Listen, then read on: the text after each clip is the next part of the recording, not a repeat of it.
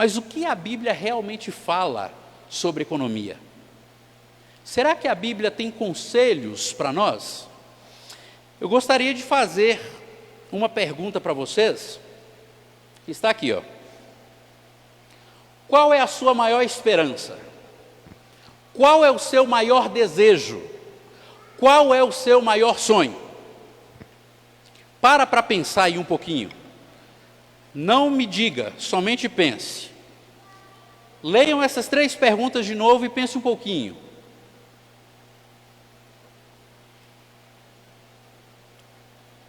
Bom, eu creio que vocês pensaram. O meu maior sonho, o meu maior desejo, a minha maior esperança é essa aqui, ó. É a sua também? Diz amém. Amém. Sabe que quando a Bíblia fala sobre um assunto uma única vez, nós devemos obedecê-la ou não? Sim, porque a palavra de Deus, escrita ou dita com sotaque humano, sotaque dos profetas. Mas sabe algo interessante? É que a Bíblia também fala muito de outro assunto. Sabe qual é, né? Economia. Você sabe quantos textos de economia e finanças tem na Bíblia? 2.300 textos. 2.300 textos falando de economia e finanças. É importante estudarmos isso, pastor? Para pensar, Deus quer que você seja um justo pobre ou um justo rico? Pensa aí e responde para você. Deus quer que você seja um justo pobre ou um justo rico? Sabe quem pode responder isso para você? Você mesmo. Nós temos 2 classes. Como eu disse para vocês, temos os tradicionalistas que abominam a riqueza. Alguns cristãos até fazem voto de pobreza, né? E defendem isso com unhas e dentes. Outros dizem que a Bíblia está cheia de textos falando contra a riqueza. E usam textos como, por exemplo, do jovem rico, onde Jesus diz: é mais fácil um camelo passar pelo fundo da agulha do que um rico entrar no reino dos céus. Agora nós temos uma outra classe. Aqueles que dizem também que se você aceitou Jesus, é obrigado você ser rico. E se você disser assim, eu tomo posse da bênção, Deus vai te enriquecer. Irmãos, temos 2 lados da moeda. A teologia da prosperidade do neopentecostalismo foi trazida para o Brasil por um camarada chamado Edir Macedo. Nos anos 80, logo depois da sua prisão, quando ele foi libertado da cadeia, ele foi para os Estados Unidos para a poeira baixar um pouquinho no Brasil. E chegando lá, ele teve contato com a teologia da prosperidade de Hagin. Alguns chamam de Agin. E ele trouxe a teologia da prosperidade conforme Hagin ensinava lá. E Hagin dizia assim: se você der 100, Deus multiplica por 10. E você não pode pedir a Deus nada. Você tem que ordenar a Deus que faça. Porque se você pedir, é falta de fé. Irmãos, queridos, quanta petulância. Como eu, um mero mortal desgraçado. A palavra de Deus diz que a minha justiça é como o que mesmo? Trapos de imundícia, irmãos. Essa expressão era utilizada no antigo Israel e significa, sabe o quê? Absorvente usado. Os panos que as israelitas usavam, porque não existia absorvente, no seu período menstrual. Assim é a minha justiça. Eu vou ordenar a Deus Ai, irmãos, quanta petulância. Quanta petulância. O próprio Jesus, quando estava no Getsêmani, ele fez uma oração para Deus: se possível for, passa de mim esse cálice, mas não seja como eu quero, e sim como tu queres. Gente, Jesus pediu assim. Quem sou eu para ordenar a Deus que me enriqueça? Quem sou eu para fazer isso? Na Bíblia nós encontramos pessoas pobres que foram abençoadas por Deus, ricos que foram abençoados por Deus. Quem era rico na Bíblia? Tem um tanto, né? Jó era o mais rico do Oriente. No entanto, era um homem o quê? Justo, temente a Deus e que se desviava do mal. Jó. Outro cara que era rico, Abraão. É ou não é? O pai da fé.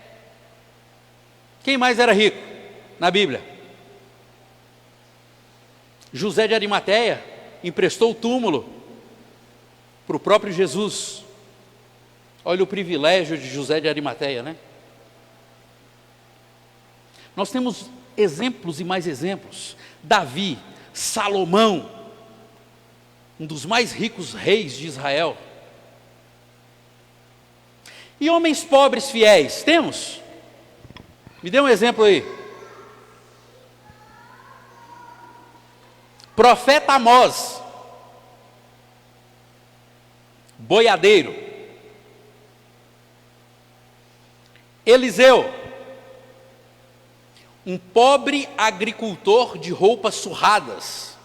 Assim descrevem alguns historiadores do primeiro século, pela tradição oral que existia na época. O maior profeta, quem foi o maior profeta da Bíblia? Jesus falou dele. Quem foi? João Batista. Jesus testificou: nascido de mulher, nascido de carne, nenhum profeta foi maior do que ele, João Batista, porque ele preparou o caminho para o Salvador. Era um homem pobre, pode ser comprovado pela alimentação simples. Aquela alimentação de gafanhotos e mel silvestre era uma alimentação dos chamados nômades israelitas da época, pessoas simples. Mas sabe, irmãos, Jesus era pobre. E se ele era pobre, como eu posso olhar para um irmãozinho necessitado da igreja e dizer para esse irmãozinho que ele não tem as bênçãos de Deus, ou ele não está tomando posse das bênçãos de Deus? Então quer dizer que Jesus não estava tomando posse das suas bênçãos? Das bênçãos do seu Pai? Quantos discípulos Jesus vinham após Jesus? 12 discípulos. Dos 12, 11 eram pobres. Só tinha um mais ou menos, que era Mateus, Levi Mateus. Ele trabalhava na Receita Federal da época, cobrador de impostos, igual Zaqueu. Era assim, Mateus. Os outros, na sua grande maioria, pescadores, homens semi-analfabetos, alguns analfabetos, iletrados. Dos evangelistas, o único que tinha uma condição melhor era Lucas, que não faz parte dos 12, né? Lucas converteu depois. Tem uns que pensam que Lucas era um dos 12, né? Não. Lucas converteu depois e ele era médico. Por isso que a linguagem do livro de Lucas é toda uma linguagem medicinal. Porque ele era médico. Por isso que ele gasta tanto tempo nas curas de Jesus. Porque ele era médico. Isso o atraía. Então eu não posso dizer que a bênção de Deus está com o rico só por ele ser rico, e nem que a bênção de Deus está com o pobre somente por ele ser pobre. Esse não deve ser definitivamente meu julgamento. Já ouviram esse ditado aí? O dinheiro é a raiz de todos os males. Ô irmão, está na Bíblia. Já ouviu ou não ouviu? Aí não, né? O dinheiro é a raiz de todos os males, está na Bíblia, irmãos? O amor ao dinheiro é a raiz de todos os males. O que é o amor ao dinheiro? A avareza. Considerar o dinheiro como seu senhor, mais importante que tudo na sua vida. Por isso que a Bíblia diz que o amor ao dinheiro é a raiz de todos os males. Mas se dinheiro fosse ruim, Moisés estaria equivocado ao afirmar isso aqui, ó. É ele quem? Deus, se referindo a Deus, é o que te dá forças para enriqueceres. Se a riqueza é má em si mesma, e é Deus que nos dá força para enriquecer, então quer dizer que Deus está nos desejando coisa má, é ou não é? Agora, a Bíblia também alerta quanto aos perigos da riqueza.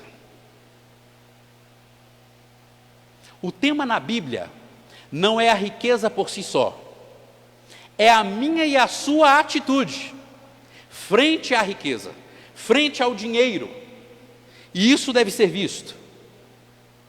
Olha o que Provérbios, o sábio Salomão falou aqui, ó.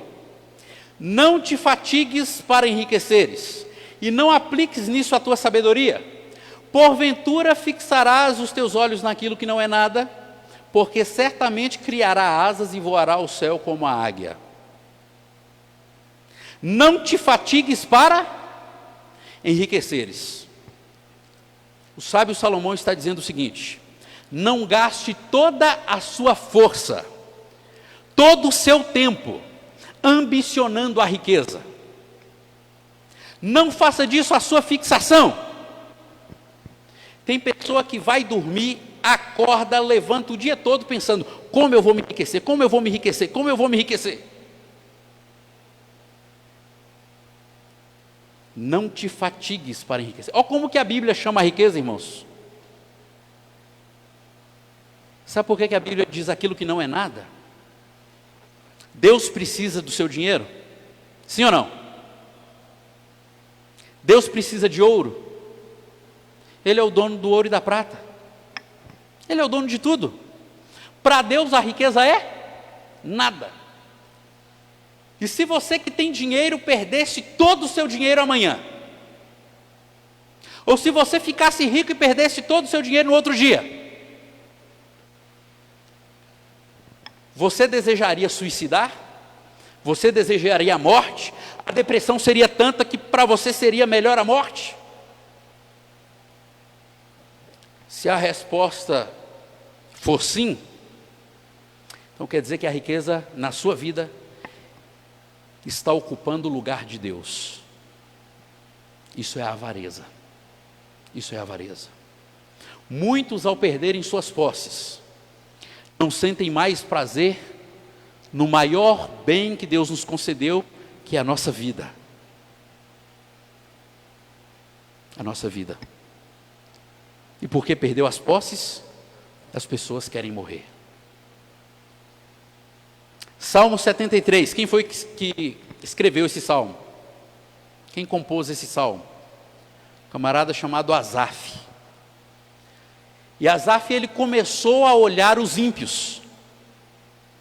E o que Asaf fala no Salmo 73? Eu comecei a cobiçar a vida dos ímpios. E aí eu olhava para eles e eu dizia assim: Senhor, eles têm churrasco com carne nobre, com a capa de gordura. É isso que ele falava lá. A gordura chega a escorrer pelos seus lábios. Eles não têm falta de nada. E eu aqui, hoje, não estou com 30 reais para comprar carne moída para o almoço. Parece que os ímpios não têm falta de nada. Parece que aqueles que não acreditam em Deus, não servem a Deus, não têm falta de nada. Foi o que Asaf dizia. E ele diz assim: quando eu pensava nisto, eu quase me desviei dos caminhos do Senhor. E ele não conseguia entender. Talvez essa possa ser a sua pergunta hoje. Senhor, eu te sirvo, eu faço a tua vontade, mas o meu vizinho que é ateu, que fala mal do Senhor, está com o carro do ano, está com uma casa nova, parece que não tem problema nenhum, está vivendo as mil maravilhas. E Asaf diz assim: até que entrei no santuário e compreendi eu o fim deles. Deus os coloca em lugares escorregadios. A Bíblia está dizendo que a maior riqueza é a vida, mas é a vida eterna. O que você queria, se essa fosse a sua situação? Viver uma vida simples e humilde e ter a garantia da salvação, ou viver uma vida de riquezas sabendo que você perderá o céu? Obviamente, quem escolher a segunda não precisa nem vir na igreja mais. Nós ansiamos algo melhor, mas isso não quer dizer que Deus não queira abençoar você aqui e agora, porque existem muitos exemplos na Bíblia, como dissemos, de pessoas que foram abençoadas. Olha o que Jesus disse ali: os filhos das trevas são mais prudentes que os filhos da luz. Sabe do que Jesus está falando aqui em Lucas 16? Administração, finanças.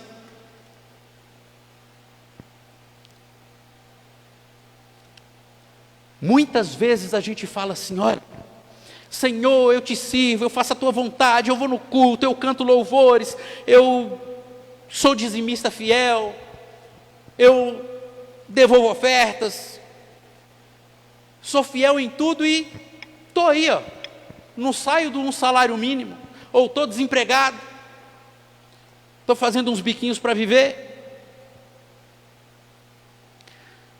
Eu pergunto para você: será que o ímpio não está sendo mais fiel do que você e do que eu? Existem bênçãos que são chamadas bênçãos universais, ou bênçãos gerais. Sabe quais são essas bênçãos? Aquelas bênçãos que Deus nos concede, independentemente se você for cristão ou não cristão, independentemente de você amar a Deus ou não amar. O sol nasce somente para os justos, é ou não? O oxigênio está disponível somente para o povo de Deus, sim ou não? A chuva cai somente para quem dá glória a Deus, sim ou não? São bênçãos gerais, bênçãos universais. Olha que coisa. Vai ter com a formiga, ó preguiçoso. Esses versos são fenomenais. Olha para os seus caminhos e ser sábio, pois ela, não tendo chefe, nem guarda, nem dominador, prepara no verão o seu pão, na cega junto o seu mantimento. Ó preguiçoso, até quando ficarás deitado? Quando te levantarás do seu sono? Um pouco a dormir, um pouco a tosquenejar, cochilar, um pouco a repousar de braços cruzados, assim sobrevirá a tua pobreza como meliante e a tua necessidade como homem armado. Vou fazer um teste com vocês, para ver se você seria honesto mesmo.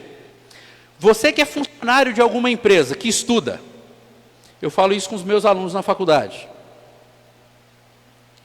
Quando você imprimiu o meu trabalho, sem pedir o seu patrão, você roubou da empresa ou não? Roubou tempo, roubou tinta, roubou folha, roubou energia. Você chega atrasado 10 minutos, todos os dias. A lei da tolerância, você está roubando 10 minutos do seu tempo. Soma isso aí. 1 mês, 2 meses, 1 ano, 10 anos. Ah, mas eu não faço nada disso. E tem TV pirata na sua casa. Ô irmão, talvez você nem tinha parado para pensar nisso, né? Mas você tem TV pirata na sua casa, irmão, você está roubando. Está roubando, é ilegal. Mas a gente vê somente aqueles erros grandes, né? Aqueles erros grandes. Está roubando do mesmo jeito, meu irmão. Você e eu precisamos ser fiéis em tudo. Mateus 25, verso 14 em diante. Porque é como um homem que, ao empreender uma viagem, chamou seus servos e lhes encomendou seus bens. A um lhe entregou 5 talentos, a outro 2, a outro 1. A cada um segundo o quê? a sua capacidade depois viajou. Irmãos, talento, sabe o que é talento, não sabe? Moeda, dinheiro. Muitas vezes a gente faz uma aplicação espiritual aos dons, né, desta passagem, mas essencialmente, aqui está falando de dinheiro. Talento é dinheiro. Era uma das moedas correntes na época de Cristo. E ele contou essa parábola. E aí diz que esse camarada, ele deu a cada um, segundo a sua o quê? Capacidade. Capacidade de quê? Administrar, obviamente. Depois viajou, verso 16. O que recebera 5 talentos foi e negociou com ele, ganhou quantos? Outros 5. Da mesma forma, o que tinha 2, ganhou quantos? Mais 2. Mas o que recebera 1 foi, cavou na terra, escondeu o dinheiro do seu amo. Depois de muito tempo voltou o amo daqueles servos e ajustou contas com eles. E chegando o que recebera 5 talentos, trouxe outros 5, dizendo: Senhor meu, 5 talentos me entregaste, eis que ganhei outros 5 com eles. E seu amo lhe disse: muito bem, servo bom e fiel, sobre o pouco foste fiel, sobre o muito te porei. Entra no gozo do teu senhor. Em seguida chegou, verso 22, o que tinha os 2 talentos, dizendo: Senhor meu, 2 talentos me entregaste, eis que ganhei outros 2 com eles. E o seu amo lhe disse: muito bem, servo bom e fiel, sobre o pouco foste fiel, sobre o muito te colocarei. Entra no gozo do teu senhor.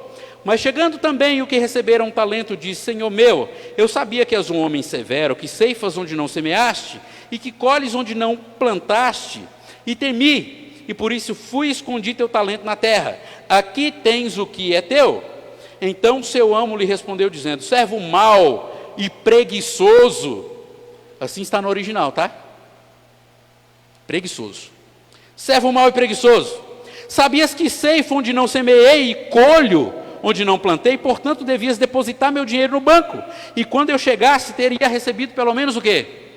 Os juros. Tirai dele, pois, o talento e o entregai ao que tem os 10 talentos, pois a quem tem lhe será dado e lhe será acrescentado, mas ao que não tem, mesmo que será tomado dele. Ao servo inútil, lançai-o nas trevas exteriores, ali haverá pranto e ranger de dentes. Aquele que tinha escondido aquela única moeda, aquele único talento, como foi que aquele patrão referiu-se a ele? Servo mau, infiel, imprudente, preguiçoso. Aquele homem é um símbolo de Cristo. Ele pega o talento daquele homem e dá para quem? Para quem agora devolveu 4 ou para quem devolveu 10? 10. Por quê? Porque a capacidade de administrar daquele que transformou 5 em 10 é maior do que aquele que transformou 2 em 4. Percentualmente, dobraram o valor. Mas o início do texto nos diz: deu a cada um segundo a sua capacidade de administrar. Você sabe por que Deus muitas vezes não te dá mais? Porque você não tem capacidade para administrar. E talvez se Ele te desse, esse dinheiro serviria para a sua perdição. E por amor e misericórdia você, muitas vezes Ele não te dá mais. Para que muitas vezes você até passe perrengue. Mas isso não seja o motivo da sua perdição. E sabe por que Deus dá tantos para alguns servos fiéis? Pela sua capacidade de administrar. Foste fiel no pouco, sobre o muito, te colocarei. Acabamos de ler. Se você não é fiel nas mínimas coisas, não adianta rogar a Deus para que Ele te dê bênçãos financeiras, a menos que você peça perdão, arrependa dos seus pecados e mude sua maneira de agir. Fidelidade deve estar em tudo na nossa vida. Essa palavra aqui, ó, é uma palavra utilizada no grego bíblico, mordomia, do grego aikonomia. Aportuguesadamente falando, economia. No grego falando, administração da casa. Você sabe qual é o conceito bíblico de riqueza, de dinheiro? O principal é que Deus é o dono de tudo. E Ele nos escolheu para sermos seus mordomos, cuidadores da sua casa. Qual foi a ordem que Ele deu para Adão lá em Gênesis? Sujeitou todas as coisas a quem? Adão. Você vai ser o meu mordomo. Agora eu faço uma pergunta. O mordomo de uma casa pode desfrutar dos benefícios daquela casa? Pode ou não? Pode. Lógico que pode. Outra pergunta. O mordomo, ele tem autoridade para agir enquanto o seu senhor está fora? Tem ou não tem? Tem. Agora outra pergunta, essa autoridade é ilimitada? A vontade do mordomo é soberana à vontade do seu senhor? Ou é o contrário? É o contrário. É a vontade do Senhor que é soberana à do mordomo. Deus nos escolheu para sermos seus mordomos. Eu já ouvi muita gente falando assim, muita gente boa falando assim, olha, se eu fosse rico nessa pandemia, eu ia ajudar todo mundo que estava pobre, com fome.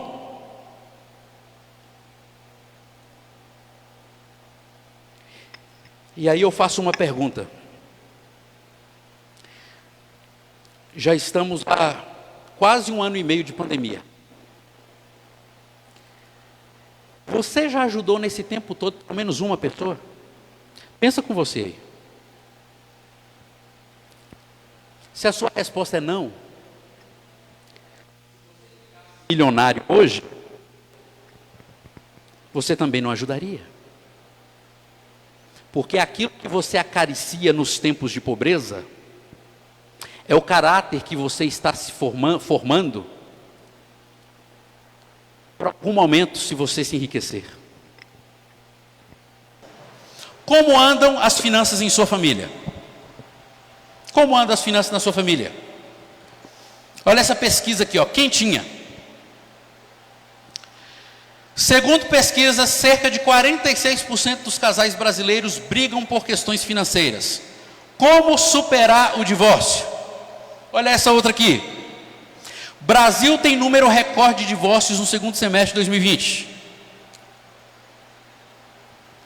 Piorou, sabe por quê? Você sabe, né?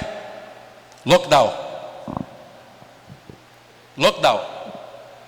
Aí o camarada corre todos os dias. Ele fica pouquinho com sua família. Fica tão pouco que ele não suporta ficar com sua família. Ele não suporta ficar com os filhos, com a esposa. Briga, separação. Briga, separação.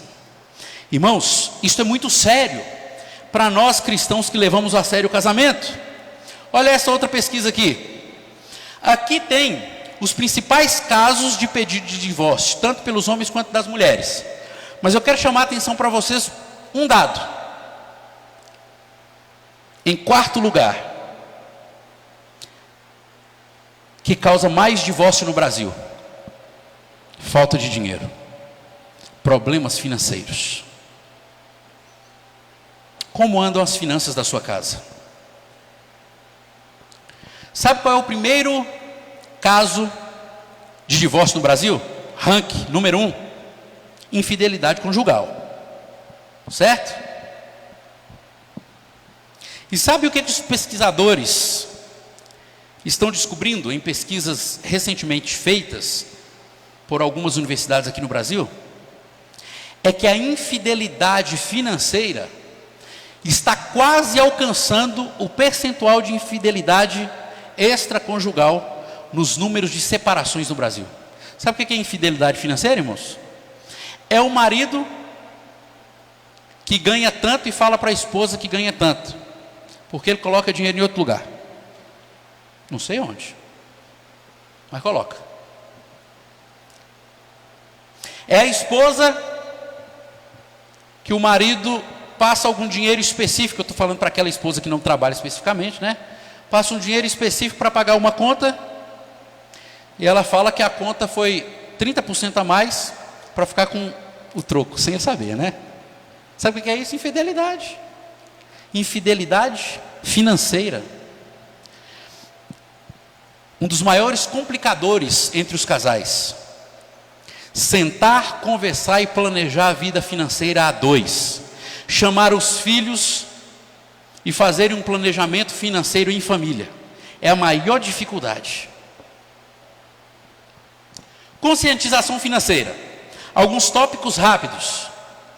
Acompanhe suas entradas e saídas. Ah, mas isso eu já sei. Maravilha. Aprendizado que se sabe e não se pratica é uma tolice constituída. Aprendizado que se sabe e não se pratica é uma tolice constituída. O conhecimento só serve alguma coisa para você se você pegar ele e transformar ele, se você colocar ele em prática. Eu já sei disso, mas você faz? Ah, é porque assim, eu trabalho por dia, eu trabalho por comissão, eu não tenho salário fixo. Maior motivo ainda de você anotar tudo que entra e tudo que sai. Ah, mas foi só um babalu. Irmãos, se você não anotar, você não sabe para onde seu dinheiro está indo. E não adianta. Se você não sabe para onde seu dinheiro está indo, ganhando um salário mínimo, se você ganhasse 20 salários mínimos, seria a mesma coisa. Você gastaria tudo e não saberia para onde está indo seu dinheiro. Valorize o que você já possui. Muitos de nós compramos alguma coisa por 2, 3, 4, 5, 6, 7, 8, 10 vezes durante a nossa vida, a mesma coisa que poderíamos ter preservado e quem sabe ter investido dinheiro apenas 1 ou 2 vezes. Tem gente que não valoriza aquilo que tem, aquilo que adquire. Não valoriza. Não dou valor. Ah, é que eu não sou muito apegado com essas coisas, não. Ô, irmão, não ser apegado com as coisas é uma questão. Agora, queimar o dinheiro que Deus te deu é outra muito diferente. É outra muito diferente. Pare de tentar impressionar os outros. O camarada ganha um salário mínimo por mês e tem um celular de 7 mil reais. Ô, meu irmão, é que eu gosto. Ah, então tá bom, continua gostando. Agora, só justifica você ter um celular desse se este celular for impreterível no seu trabalho, no seu sustento. Agora, se um de 1.300 der conta do recado, maravilha. Pare de tentar impressionar os outros, meu irmão. Ah, porque essa roupa aqui é de marca e tal, eu vou impressionar os outros. Estou falando que tenha problema de usar roupa de marca, não, tá? Muito pelo contrário. Muitas vezes se gasta muito mais dinheiro comprando uma roupa baratinha que vai acabar em 2 meses, e aquela outra vai durar 4, 5 anos. Então, essas contas também têm que ser somadas. Mas pare de tentar impressionar os outros. Priorize seus gastos em ordem. Qual é a ordem? Gastos essenciais, necessários e supérfluos. Na lista de gastos essenciais, de quem não teme ao Senhor, não entra em primeiro lugar dízimos e ofertas.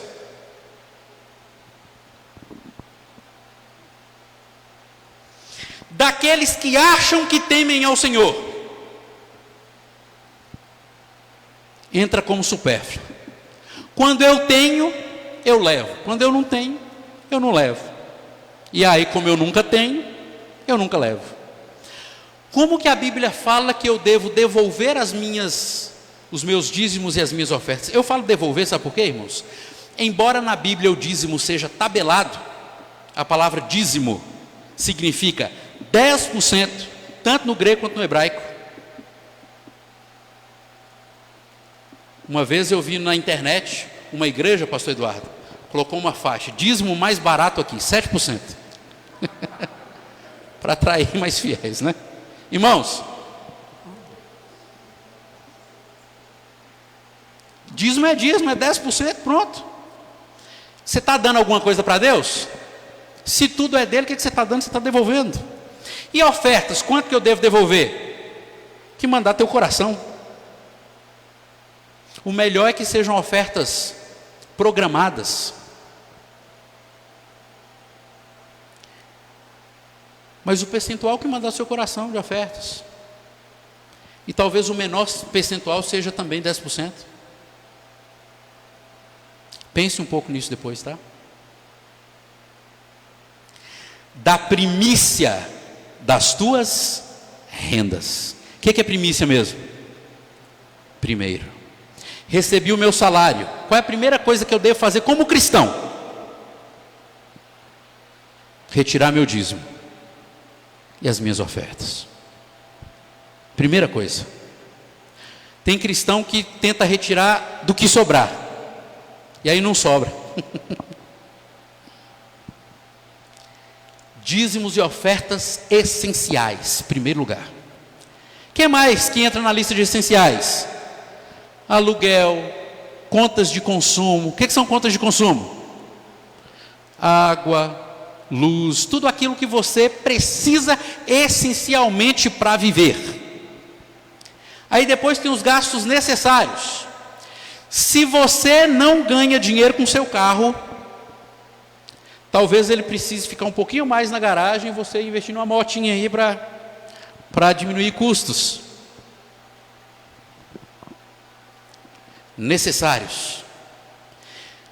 Pode ser diferente, tá? Se você usa o carro, por exemplo, como táxi, o carro como entregador, carro próprio, como aplicativos, Uber, Ride e por aí vai. Aí esse aqui entra onde? Essenciais. Porque é a sua sobrevivência. Necessários ainda. Internet. É necessário ou não é? É. Mas entre ter comida e entre ter internet, qual que é mais importante? É por isso que ter comida é essencial. Internet é necessário. Mas se eu tiver que escolher, eu já sei onde é que eu vou sacrificar. Telefone, salão de beleza, tudo isso é necessário. Tudo isso é necessário. Tem esposas que arrumam o cabelo só enquanto namoram. Aí depois que casa, nunca mais arruma o cabelo. Aí, irmão, aí também, misericórdia, né? Misericórdia. E o que eu quero mais chamar a atenção para você aqui, ó. Supermercado. Você que tem o hábito de ir de 2 em 2 dias no supermercado, você está correndo um risco financeiro terrível. Você sabe disso, né? Você que vai no supermercado com fome, o risco potencializa. Você sabe disso também. Tudo está projetado para arrancar os trocos do seu bolso. Tudo. Você já reparou que os supermercados não têm relógio? É para você não ver o tempo passar. Não tem janela. Para você ficar mais naquele clima ambiente, sem olhar que o dia está acabando, está anoitecendo. Você já está 2 horas no supermercado olhando gôndolas. Você sabe por que o chão é lisinho? Para você escorregar. É? Isso é estratégico, irmãos. Por que é para você escorregar? Não é para você escorregar para cair, não. É para você andar o mais devagar possível, porque quanto mais tempo você ficar entre as gôndolas, mais algum produto vai chamar a sua atenção, mais chance de você levar. Você sabe por que as gôndolas, entre as gôndolas, o espaço não é tão grande? É para dar congestionamento entre carrinhos. Se chegar 3, tem que parar. Parou, conversa ou espera, olha para a gôndola. Opa, isso aqui eu estou precisando. Nem estava. Supérfluo. Supérfluo. Você sabe por que geralmente o pão fica lá no final? Porque o pãozinho de sal não traz lucro para os supermercados. Para padaria até pode ser, mas para o supermercado mesmo não. É porque para você chegar até o pãozinho, você vai ter que ter vencido 1001 tentação de gente esperto, que trabalhou, que fez engenharia, que fez marketing, que fez engenharia reversa, para te fisgar contra os produtos. Aí você vai lá pegar um saquinho de pão, aí você volta, só vou entrar aqui para pegar um saquinho de pão, 10 pães. Aí daqui a pouco você volta lá atrás para pegar o carrinho, né? Porque já está caindo com as compras. Estratégia, irmãos. Tudo está projetado para que você gaste mais. Quem é que deve tomar conta das finanças da sua casa? O ideal é que a família toda sentasse e fizesse um projeto.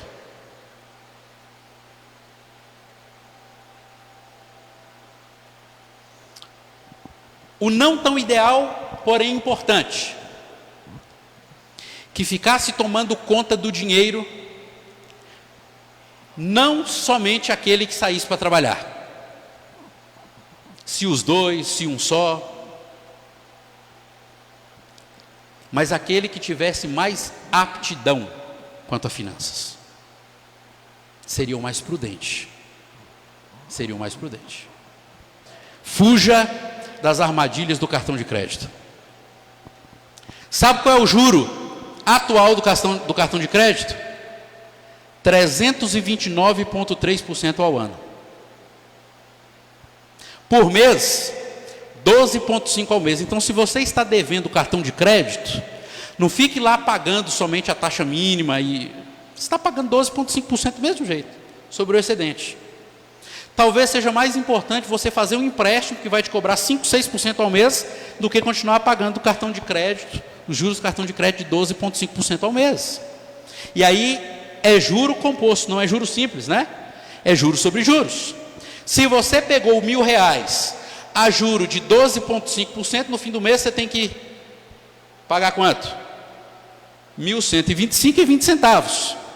No outro mês, se você pegasse em mais tempo, não incidiria juros somente nos R$1.000, mas em cima dos 1.000 e mais em cima dos 125%. Por isso que é juros sobre juros, juros compostos.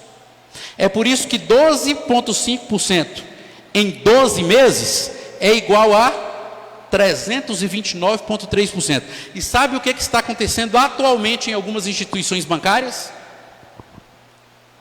Eles estão cobrando até 875,25% em taxa de juro anual do cartão de crédito.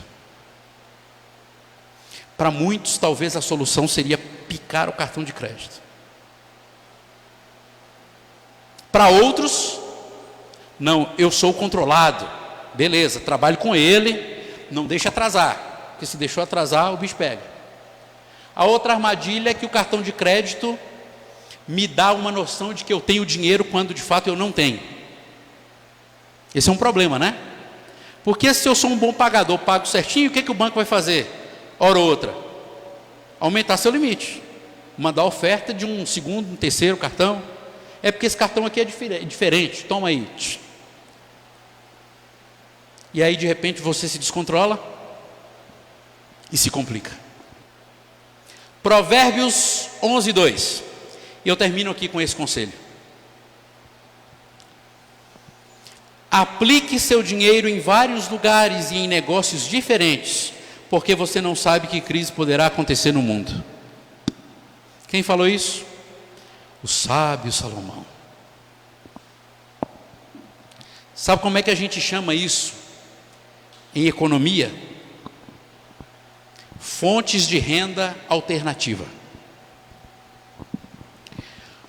Quando a sua vida financeira estiver melhor, e você tiver um dinheirinho a mais, pense em como investir esse dinheiro para vir dinheiro de outro lugar também. Ah, mas o que eu posso fazer? Não sei. Vende Avon, vende lingerie, vem um dinheiro a mais. É ou não é? Paga uma conta de água, uma conta de luz. Tem uma sobra para investimento. Você sabe qual é a maior diferença entre o brasileiro e o norte-americano? em termos de finanças? A maior diferença é que quando o norte-americano recebe o seu salário,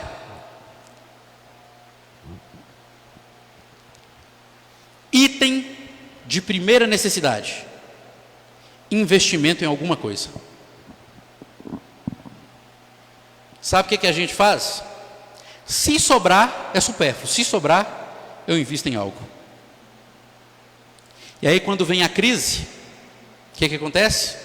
Veio a crise no meu setor, arrebentou. Veio a crise no Brasil, no mundo, poderia estar vindo de outras fontes também. Então pense nisso durante a sua vida. O conselho não é meu, não. O conselho é de Salomão. Invista o seu dinheiro em vários negócios, em lugares diferentes, porque você não sabe qual crise poderá sobrevir à nação. Essa tradução aí é a NTLH, nova tradução na linguagem de hoje. Irmãos, eu não quis vir aqui ensinar você sobre como gastar o seu dinheiro, como investir o seu dinheiro. Meu objetivo hoje aqui foi, primeiro, abrir os nossos olhos quanto ao que Deus espera de nós e das nossas finanças. Será que os filhos das trevas estão sendo mais prudentes do que você, filho da luz? Será que o filho do diabo está sendo mais prudente que o filho de Deus? Ah não, mas todos são filhos de Deus. Todos são filhos de Deus pela criação, mas por opção, a Bíblia diz: tendes por pai o diabo, porque fazeis as suas obras. Então tem muito filho do diabo, sendo mais prudente que os filhos de Deus, e por isso estão prosperando, por causa das bênçãos gerais. Que Deus nos abençoe e nos ajude, para que a gente peça a Deus sabedoria, para nos ajudar nas nossas finanças, a cada dia, sabedoria, que a gente possa saber separar o nosso dinheiro, ser fiel a Deus, ser fiel à nossa família, na economia, aos nossos filhos, sermos fiéis em tudo. Foste fiel no pouco, sobre o muito te colocarei. Que Deus abençoe a cada um de vocês. Se precisarem uma outra oportunidade, a gente tem mais assuntos, mais palestras, algumas palestras mais técnicas, onde a gente pode fazer um plano de negócio para a família, onde a gente pode fazer um trabalho específico em como administrar melhor o nosso dinheiro para a família, mas isso é tema de muitas horas. Nós não temos todo esse tempo agora, mas Deus abençoe vocês e que Deus dê capacidade a cada um de vocês para administrarem cada dia mais o seu dinheiro, para administrar cada dia mais o seu lar, para que naquele grande dia da maior promessa da Bíblia, Jesus possa dizer para você e para mim: foste fiel no pouco, sobre o muito te colocarei, entra na alegria eterna do teu Senhor. Amém? Que Deus abençoe a todos vocês.